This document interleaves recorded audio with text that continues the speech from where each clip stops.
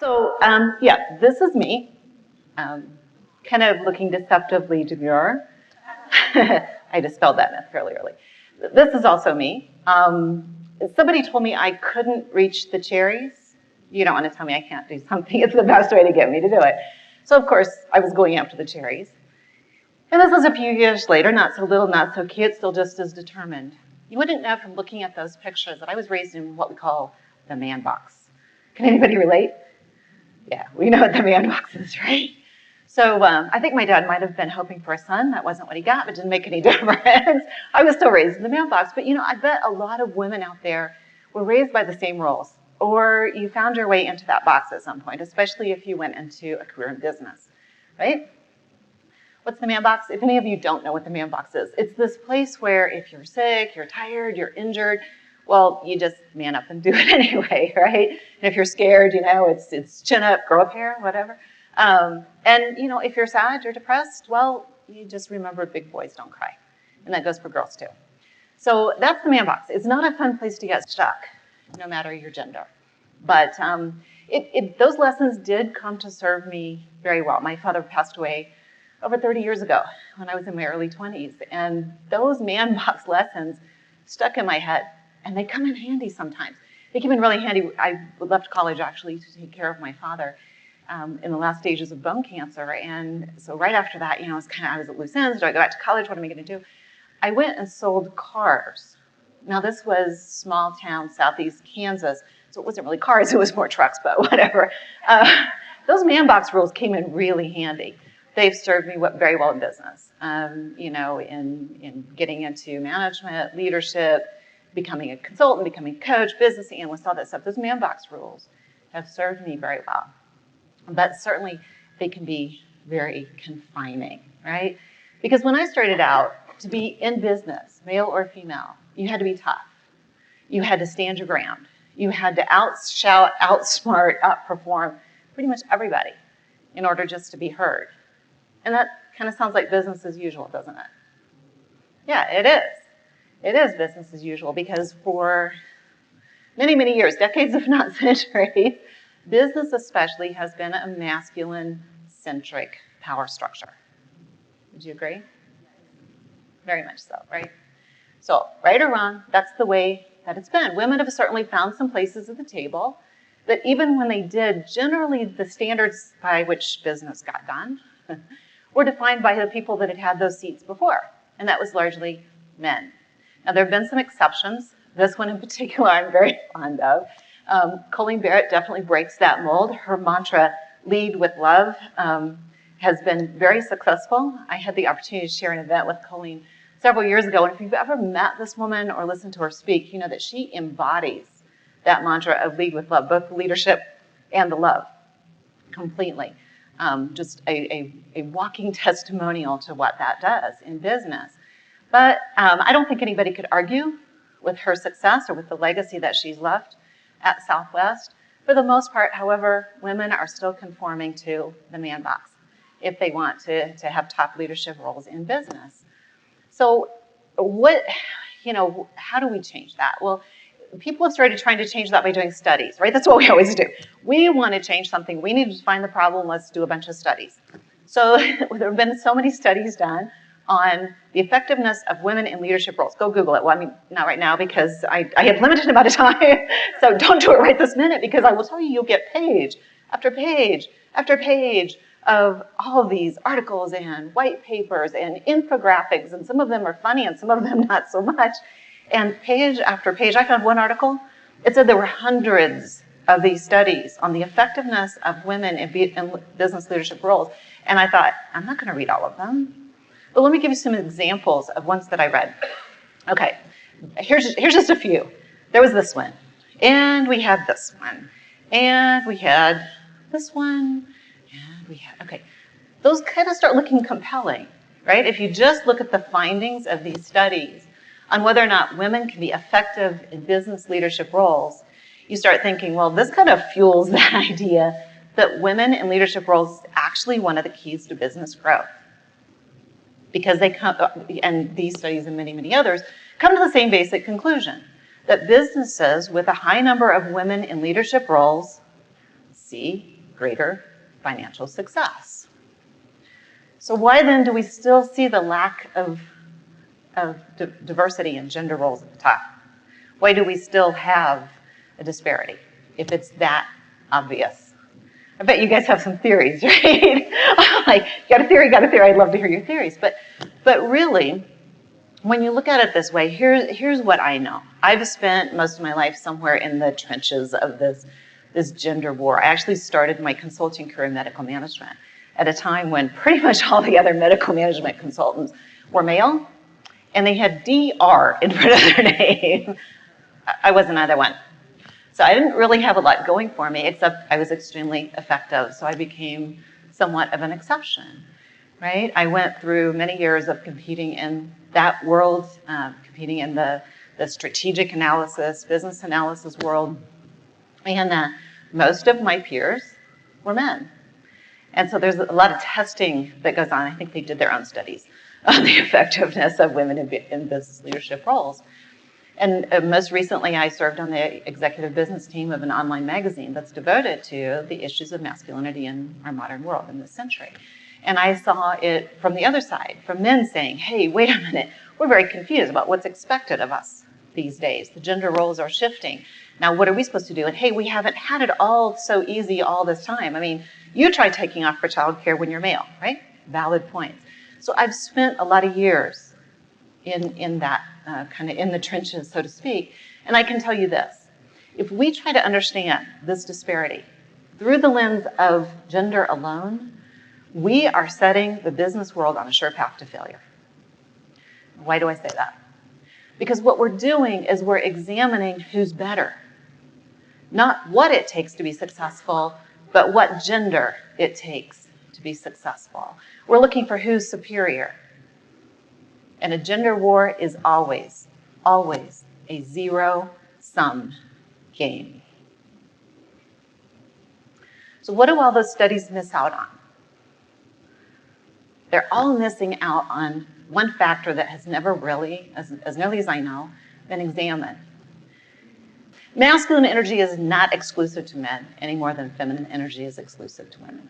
So they keep looking at the genders specific as you represent as female, we're going to study you as a woman. You represent as male, we're going to study you as a male.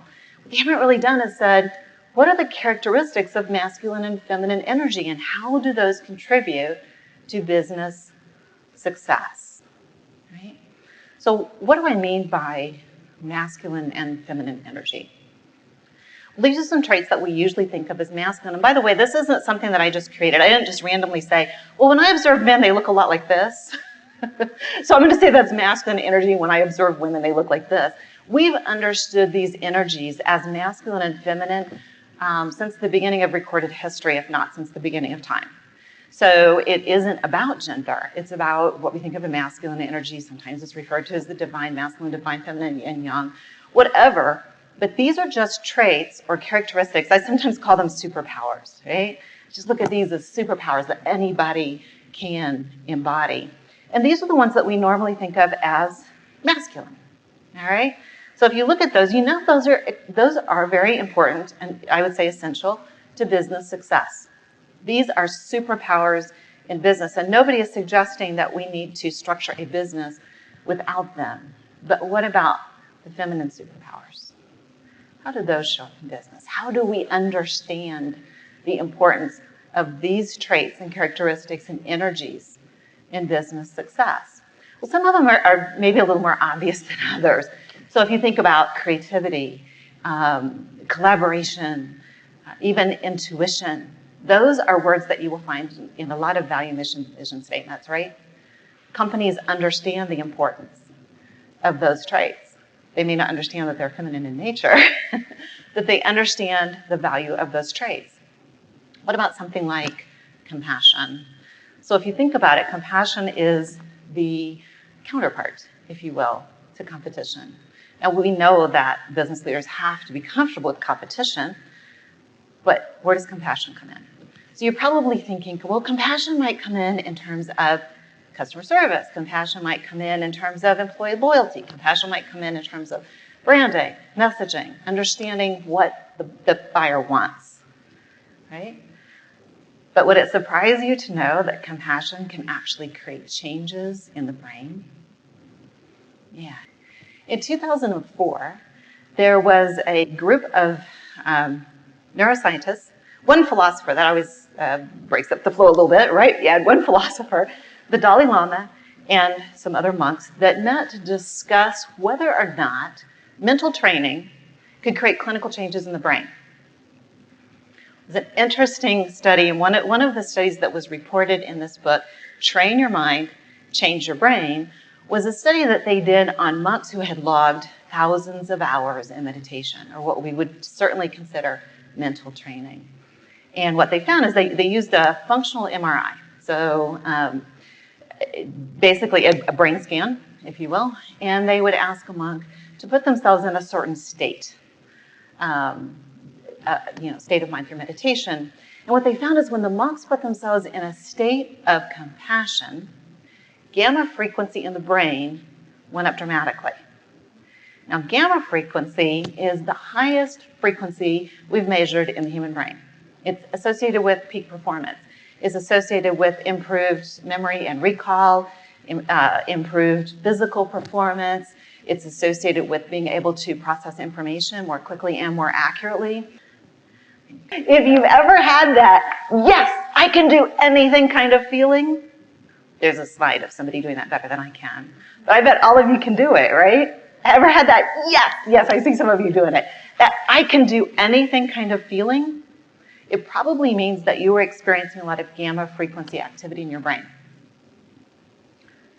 And ironically, being in the state of compassion creates that state. Being in a state of compassion, even though compassion is the counterpart of competition, can make you better at competition. Isn't that cool? That a feminine characteristic augments a masculine characteristic. This doesn't really seem accidental to me, right?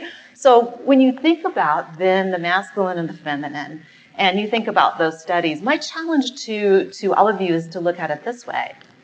What if all of those studies were maybe not meaningless, but misleading? I mean, when was the last time you saw a study on whether or not men were effective business leaders? Can somebody point me in the direction of that study? I haven't seen it yet, right? We assume men are effective business leaders. And then you see the studies that say, okay, let's talk about men who are effective business leaders and let's look at what those men do that make them so special. And you know, a lot of times you will find that the characteristics that they cite in those business leaders who have taken companies from crash to on fire, can't be stopped, are feminine characteristics. Yeah.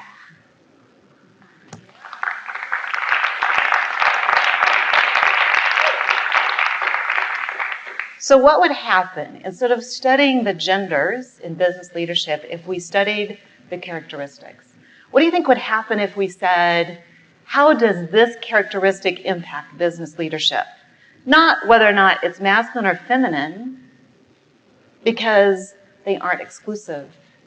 I have embodied and leveraged a ton of masculine energy to get where I am. And I would bet every successful woman out there has done the same because they're important in business. And most of the men that you study who are effective business leaders, not just managers, not just, strategy, but leaders, have embodied and leveraged a lot of feminine energy as well. So if we really want to see more opportunities for women in top business roles, what I believe has to happen is that we have to stop this battle of the sexes. We have to stop thinking, are women good at business leadership? Duh.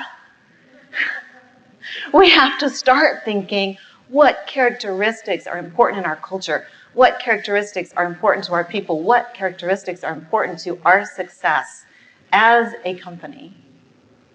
And we start looking for people, regardless of gender, who have those characteristics. We start rewarding people, regardless of gender, who have those characteristics. And what will happen is that more women will organically find their place in top levels of business leadership because we have what it takes. We don't need studies to tell us that, right? So, yes. So I have a challenge for all of you. I would like for you to choose one of these feminine characteristics, and I want you to own it. I want you to own it. I want you to think about who out in the world models that for you in a way that you'd like to emulate. I'd like you to think about how would embodying that characteristic change you and the world for the better.